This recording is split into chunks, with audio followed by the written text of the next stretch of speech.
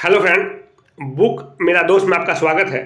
Friend, आज मैं आपके लिए जीव विज्ञान से संबंधित 10 बहुत ही सेलेक्टेड और महत्वपूर्ण प्रश्न लेके आ गया हूं, जो आपके आने वाले एग्जाम के लिए बहुत उपयोगी साबित होगा।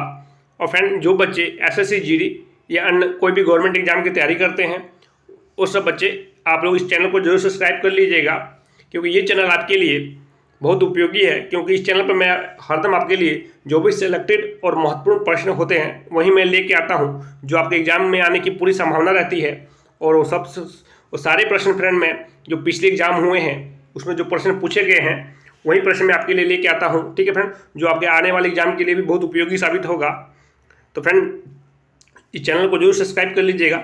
ठीक है फ्रेंड, चलिए फ्रेंड शुरू करते हैं आज का अपना पहला प्रश्न। फ्रेंड, पहला प्रश्न है, पहली बार जीव विज्ञान शब्द का प्रयोग किसने किया था? तो फ्रेंड, बहुत महत्वपूर्ण प्रश्न है फ्रेंड। ये यूपी टीजीटी 2010 में पूछा गया प्रश्न है, बहुत उपयोगी है। आप लोग एक बार आंसर को ऑप्शन देख लीजिए, उसके बाद अपना राइट आंसर लगाइएगा। ठीक है फ्रेंड, तो फ्रेंड इसका राइट आंसर हो जाएगा ऑप्शन नंबर सी। ठीक है फ्रेंड, ट्रेवी रेनस और लेमार्क। ठीक है फ्रेंड, ट्रेविनेरस और लेमार्क ने पहली बार जीव विज्ञान शब्द का प्रयोग किया था। ठीक है फ्रेंड, हमेशा याद रखिएगा ऑप्शन नंबर सी इसका राइट आंसर हो जाएगा। ठीक है फ्रेंड, चलिए फ्रेंड क्वेश्चन नंबर 2 देखते हैं। फ्रेंड, क्वेश्चन नंबर 2 है, जीव विज्ञान का जनक किसे माना जाता है? तो फ्रेंड देखिए, ये एमपी पुलिस एसआई 2016 में पूछा गया प्रश्न है, बहुत उपयोगी है, आपके आने वाले एग्जाम के लिए भी बहुत महत्वपूर्ण होगा फ्रेंड। तो फ्रेंड, जीव विज्ञान का जनक किसे माना जाता है? तो फ्रेंड इसका राइट आंसर हो जाएगा ऑप्शन नंबर ए अरस्तु को माना जाता है। ठीक है फ्रेंड, याद रखिएगा, बहुत इंपॉर्टेंट है अरस्तु। फ्रेंड, आपसे पूछे जीव विज्ञान का जनक पूछे चाहे जीव विज्ञान का पिता पूछे, ठीक है फ्रेंड, जीव विज्ञान का जनक किसे माना जाता है या जीव विज्ञान का पिता किसे माना जाता है, तो आपका आंसर यही होगा, अरस्तु ही होगा। ठीक है फ्रेंड, हमेशा याद रखिएगा, बहुत इंपॉर्टेंट है फ्रेंड, एमपी पुलिस एसआई 2016 में पूछा गया प्रश्न है। ठीक है फ्रेंड, चलिए फ्रेंड क्वेश्चन नंबर 3 देख लेते हैं, वर्गीकरण विज्ञान का जनक किसे माना जाता है? तो फ्रेंड ये भी बहुत इंपॉर्टेंट प्रश्न है, यह आरआरसी ग्रुप डी 2018 में पूछा गया था, तो आपके आने वाले एग्जाम के लिए भी बहुत उपयोगी है, कहीं ना कहीं से ये भी आ सकता है फ्रेंड। तो फ्रेंड इसका राइट आंसर आपको बताइए क्या होगा? तो फ्रेंड इसका राइट आंसर हो जाएगा ऑप्शन नंबर डी, ये लीनियस। ठीक है फ्रेंड, याद रखिएगा, वर्गीकरण विज्ञान का जनक ये लीनियस को माना जाता है। ठीक है फ्रेंड, हमेशा याद रखिएगा, ऑप्शन नंबर डी इसका राइट आंसर हो जाएगा लीनियस। ठीक है फ्रेंड, चलिए फ्रेंड क्वेश्चन नंबर 4 देख लेते हैं कि फ्रेंड क्वेश्चन नंबर 4 है, गेहूँ की किस किस्म में प्रोटीन की मात्रा अधिक होती है और इसका उपयोग गेहूं की खेती में सुधार के लिए दाता के रूप में किया जाता है? तो फ्रेंड ये पूछ रहा है कि गेहूं की कौन सी जो क्वालिटी है जिसमें प्रोटीन की मात्रा अन्य गेहूं से ज़्यादा होती है और उसका उपयोग गेहूं की खेती में सुधार के लिए किया जाता है।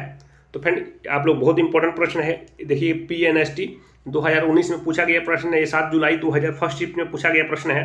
ठीक है फ्रेंड, तो बहुत उपयोगी है, ध्यान दीजिएगा। फ्रेंड एटलस 66, ठीक है फ्रेंड, ये एटलस 66 जो गेहूँ है, गेहूँ की क्वालिटी है फ्रेंड, ये अलग अलग किस्म का गेहूँ अन्य गेहूँ से अलग है, क्योंकि इसमें 5% जो गेहूँ की मात्रा होती है, 5% अन्य गेहूँ से 5% ज़्यादा होती है इसमें प्रोटीन की मात्रा।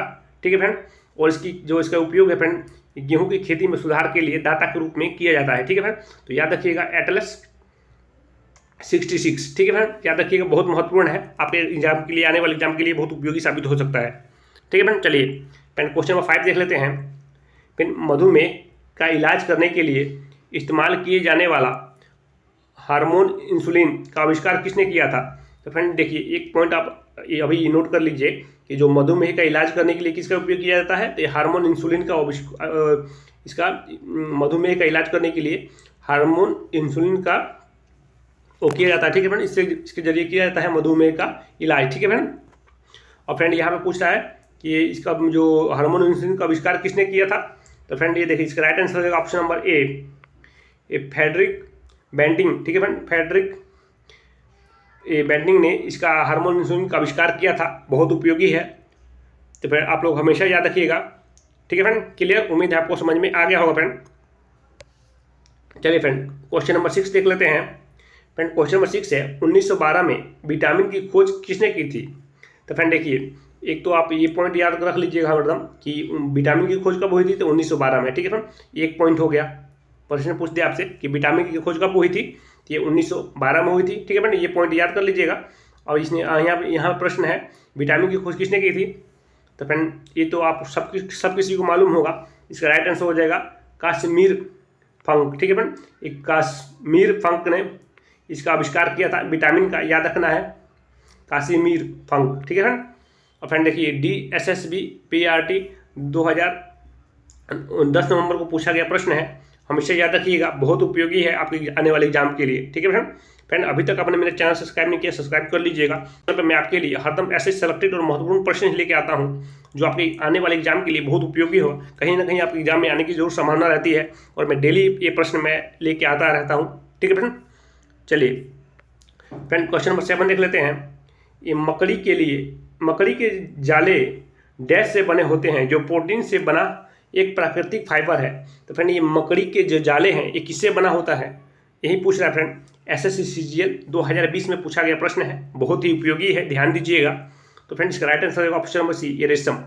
ठीक है फ्रेंड, जो मकड़ी के जाले होते हैं ये रेशम से बने होते हैं, जो प्रोटीन से बना एक प्राकृतिक फाइबर है। ठीक है फ्रेंड, तो याद रखिएगा मकड़ी के जाले किससे बने होते हैं, तो ये रेशम से बने होते हैं। ठीक है फ्रेंड, बहुत इंपॉर्टेंट है, ध्यान दीजिएगा, SSC CGL 2020 में पूछा गया प्रश्न है। चलिए फ्रेंड क्वेश्चन नंबर 8 देख लेते हैं फ्रेंड। निम्नलिखित में से किसमें प्रति ग्राम, ठीक है फ्रेंड, किसमें प्रति ग्राम प्रोटीन की मात्रा सबसे अधिक होती है? तो फ्रेंड किसमें जो प्रति ग्राम प्रोटीन की मात्रा है जो सबसे अधिक होती है? तो उम्मीद है फ्रेंड ये सब बच्चों को मालूम होना चाहिए। ये बहुत मतलब कि फेमस क्वेश्चन है, बहुत बार एग्जामों में पूछा भी गया है फ्रेंड ये।